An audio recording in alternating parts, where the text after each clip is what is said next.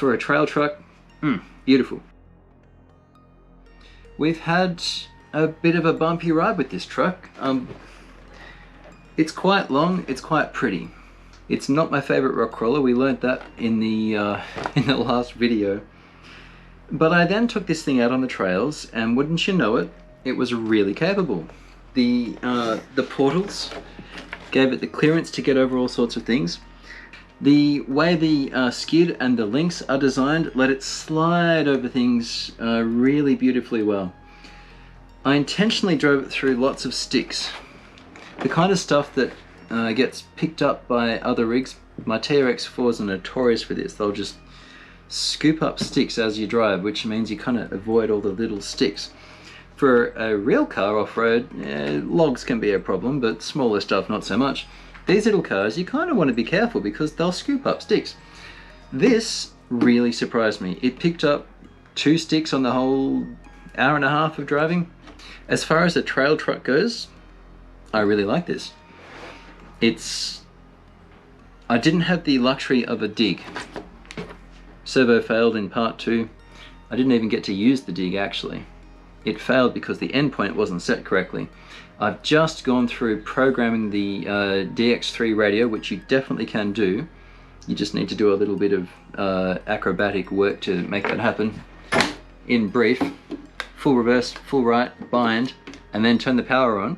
That's just to get to programming mode, and then you've got to select the right setting, adjust the endpoint with the ABC, press bind again, adjust the endpoint, press bind again, turn the power off, and then you're done.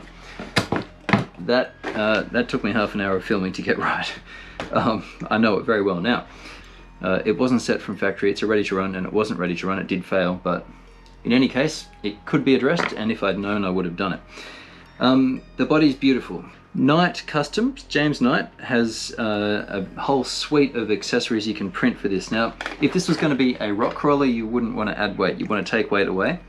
But the length of this truck really works against it on the rocks. Anything that's kind of steep, it's going to get hung up, as you saw in part 2. But for a trail truck, hey, this thing's fun. So I'm thinking I might actually print out a bunch of stuff. I'll extend the roof rack, get a camper, fill it with some stuff. Because I don't care so much about its crawling ability directly, because I'm not going to use it as a crawler. It'll crawl when I come across rock, but if I'm going somewhere to rock crawl, I will not take this car. I don't like it as a crawler, mostly. Its length makes it ascend things really well. It's really composed. There are 2 big pluses as far as crawling goes. The stock rubber, the motor, the gearing, out of the box, it's actually pretty good. But the length really works against it. You hit anything that's kind of got a peak on it and no good. The shorter wheelbase of this, just the regular SCX10 3, I bet you that'd be a winner. I've got a few other things to test first. We're going to test the TRX4 Sport. We did the Red Cat, of course, the other day, and I didn't like this as a trail truck, but on the rocks, you bet. I really was surprised by it. It's very good. We're going to upgrade that thing. But this guy, if that's a good rock crawler, this is a great trail truck. Possibly the most annoying thing about this rig is this body. It comes off so easily. But getting it back on, my goodness. Before I started filming here, it took me literally a few minutes to get them lined up in the slider brackets. It's great that they provide it, but gee, it's difficult to get them in. The wiring's kind of sloppy too.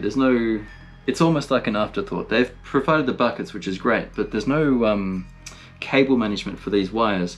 And equally, I've tied things up a little bit, but the cable management here was pretty poor as well. So that's 2 places Axial could improve, and getting the endpoint set for the shifting servo is another thing they could improve.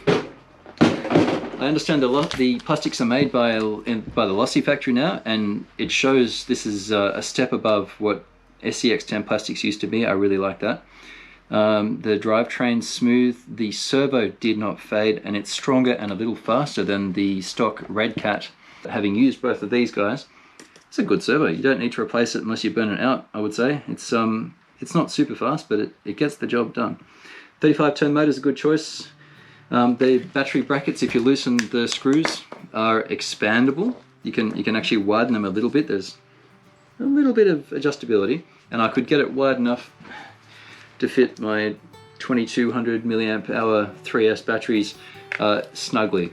I got it so that it holds the width when the Velcro's not under it. It's really snug, so that's good.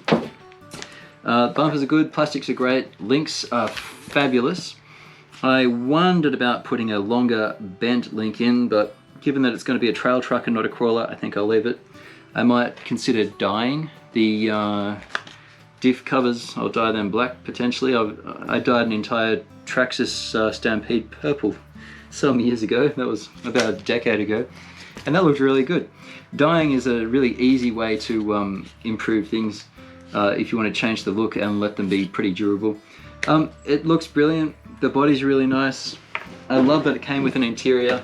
I love that I can change the hat on the little guy. The mirrors bent around quite a bit when we were doing the test, but that's okay. Overall, don't like the Gladiator as a crawler. Definitely like as a trail truck. What it needs is stiffer springs in the rear, and it needs maybe just a tad more weight in the front, or maybe just heavier wheels actually. I don't like adding weight to crawlers these days, I used to. But for a trail truck, beautiful. You don't need to change the ESC. A 1080 programming box works just fine with it too. So look, for the whole package, this is actually a fairly expensive truck. It climbs really well, it trails beautifully. There's a lot to like about the SCX10 III. I recommend it. It's not my first choice for a crawler, but as a do-it-all rig, yeah, it's not bad. Stay tuned for more. Subscribe if this is useful to you. I have quite a long list of trucks coming. We've got a Capra kit to build. We've got a TRX Sport to build. We're going to put the Element Enduro Sendero HD on the course as well, and that's got a built-in overdrive for the front, 11% overdrive or something like that. We'll stick a TRX6 around the course as well, and I've got a few other head-to-head battles planned. We might do a competition style. I'll show you how to run a comp as well. So we've got plenty coming up. For today I'm going to have a fiddle with this thing and see if I can make it a bit better, but overall I like this truck. It was irritating and not without its issues, but yeah, for a trail truck I think it's going to be a whole lot of fun. So stay tuned for that, and thank you so much for joining me. I really appreciate your time. I'm going to do my best to honor the time you spend on my channel and hopefully keep providing you some useful content, and maybe we'll just learn some stuff together. I'll catch you next time.